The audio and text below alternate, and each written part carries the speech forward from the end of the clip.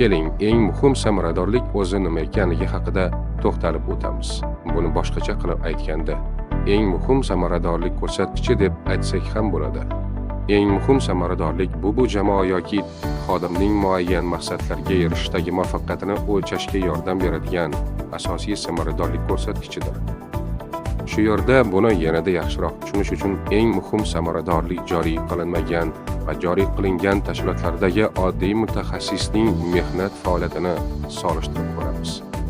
Eng muhim samaradorlik joriy qilinmagan tashkilotda topshiriqlar nafaqat rahbar, balki o'rinbosarlar tomonidan ham, bo'lim boshliqlari tomonidan ham navbatsiz berilishi odat ustiga kirgan. Bu tashkilotda bir so'z bilan aytganda, hamma sizga xo'jayin.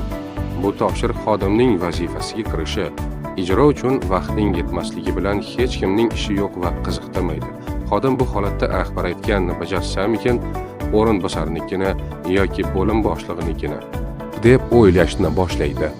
Sababi u ushbu rahbarning nazaridan tushib qolishi yoki uning ishonchini yo'qotishi tashvishga soladi.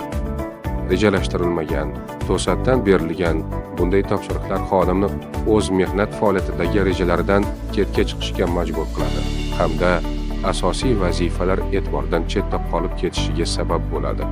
Buning natijasida u o'z rejalarini va maqsadlarini unutadi. Vazifasiga kirmaydigan topshiriqlar bilan vaqt o'tkazishga majbur bo'ladi. Rejalashtirilmagan topshiriqlarning ko'pligidan xodim ish vaqtidan tashqari qolib, ishxonada ishlashga to'g'ri keladi va uyga kech qaytadi. Bunday kun tartibida esa u o'zining oilasiga yetarli vaqt ajrata olmaydi. Yil ham yakunlandi. Rejalashtirilmagan topshiriqlarning ko'pligidan deyarli biror bir ish oxirigacha sifatli bajarilmagan. Bu ham yetmagandek, tashkilotga komissiya kelmoqda. Xodim har kuni eshik poylab, komissiya xodimlarini kutishni boshlaydi. Komissiya hozir kelib qolsa, ishidan kamchilik topsa, rahbar nima der ekan? Degan tashvishlar bilan o'z mehnat unumdorligini yo'qotadi. Keling, endi eng muhim samaradorlik joriy qilingan tashkilot misolida ko'rib chiqamiz. Bunday tashkilotda topshiriqlar rejalashtirilgan tartibda o'lchash mumkin bo'lgan ko'rsatkichlar asosida. Oddiy til bilan aytganda, xodimning salohiyati va vaqt taqsimotiga qarab beriladi. Bunda xodimning bajaradigan vazifalari oldindan oy, chorak, yarim yil va yil kesimida taqsimlangan bo'ladi. Xodim vazifalarning muhimligiga bo'yicha o'z vaqtini taqsimlaydi. Qaysi vazifadan keyin qaysi vazifani bajarish kerakligini aniq biladi. Natijada xodim yuqori ko'rsatkichlarni qayd etadi va moddiy yoki ma'naviy ko'rinishda rag'batlantirib boriladi. Bunday tashkilotda vaqt xodimning ham, tashkilotning ham foydasiga ishlaydi. Bu yerda xodim nafaqat o'z ishi va o'zi ustida ishlaydi, balki oilasiga ham vaqt ajrata oladi.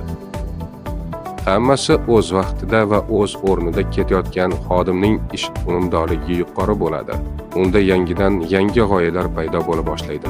Ushbu tashkilotga komissiya kelishini eshitgan xodim o'zini erkin his qiladi. Chunki uning barcha ishi o'z o'rnida. Ko'ramizki, hamma ushbu xodimdan minnatdor. Ana endi karyera bo'yicha ko'tarilish vaqti keldi. Xodimning faoliyati yuqori baholanganidan xursand bo'lgan tashkilot rahbari xodimga ijobiy tavsifnoma beradi. Ushbu tavsifnoma asosida xodimning faoliyatini o'rganib chiqadi va uni lavozimda ko'tarilishini ta'minlaydi. Demak, eng muhim samaradorlik nafaqat xodimlarning bajarishi lozim bo'lgan vazifalarni maxsus ko'rsatkichlar asosida belgilab beradi, balki uni ichki va tashqi xavflardan ham himoya qila oladi. Xulosa qilib aytadigan bo'lsak, xodimning ishi samarali bo'lsa tashkilot, tashkilotning ishi samarali bo'lsa sohalar, sohalarning ishi samarali bo'lsa hukumatning ishi samarali bo'ladi.